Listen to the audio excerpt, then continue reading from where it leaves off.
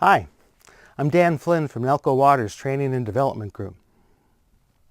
You know, looking back at a problem, when you've had a catastrophic failure on something, it's always easy to see where the problems were. Hindsight's 20/20, isn't it? It'd be nice if that was foresight. I want to tell you a story today about a customer of mine that had a catastrophic failure. And then I want to tell you how we can prevent something like this from happening. This customer was a nitric acid and an ammonium nitrate prilling operation. It was in the middle of January and the temperature was fairly cold. It was probably about minus 30 degrees outside. In the middle of the night shift, in the control room of this particular acid plant, this was the number 1 and the number 2 acid plant. The number 2 acid plant waste heat boiler alarmed on low water. So the lead operator acknowledged the alarm, radioed out to one of his helpers to go and check out the alarm. A couple of minutes later, the other acid plant also alarmed on low water. He acknowledged that and radioed out and asked the operator to check on that one too. All of a sudden, more alarms started to show up in the control room, some of them on the process side now as well. He's starting to panic. He gets a return call from his operator that's out in the plant. And the return call is not good. He tells him that there's puddles of water starting to form underneath both of the waste heat boilers in the number 1 and the number 2 acid plants. They have a small ox boiler, a little Clayton coil tube boiler that they decide to bring online. They bring that up and it's not going to be much, but it's going to give them some steam.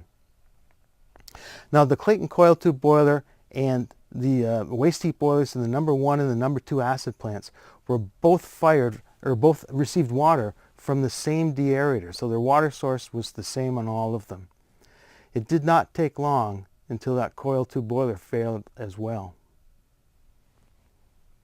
They had one other acid plant that wasn't on this system, the number 3 acid plant. It sat by itself over here. It ran at a higher pressure, different water source, different deaerator and such. It was down for maintenance. It was in pieces on the floor of the plant. They couldn't use that one. What happened? Well, it turns out that a heat exchanger out in the back end of the plant in the ammonium nitrate prilling operation had failed. They didn't know this, and they were getting ammonium nitrate back in their condensate, which once up through the deaerator and down into the boilers formed nitric acid, and they ended up doing an online at temperature acid cleaning of all 3 of those boilers. That's why they failed so quick. They didn't know this at the time though. I came into the plant that morning. I was there about 9 o'clock. There wasn't a wisp of steam coming out of the steam header anywhere. The day shift was on, the night shift had not gone home. The plant manager, the operations manager, the maintenance superintendent, the production manager, everybody was in this control room. It was not a happy place. You never think about catastrophic failure. You never think that it can occur, but it did in this case. And as a matter of fact, it took 3 months for them to bring that plant back up and running, having to rebuild those waste heat boilers and such.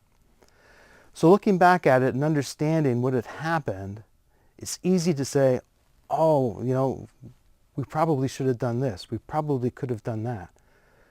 This was before we had the opportunity or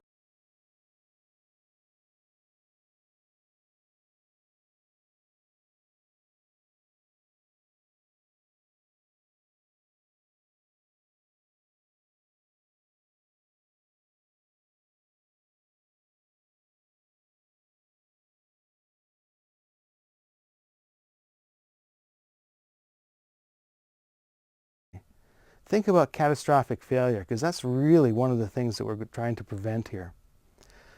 It happens. It happened at that plant. It happened to me.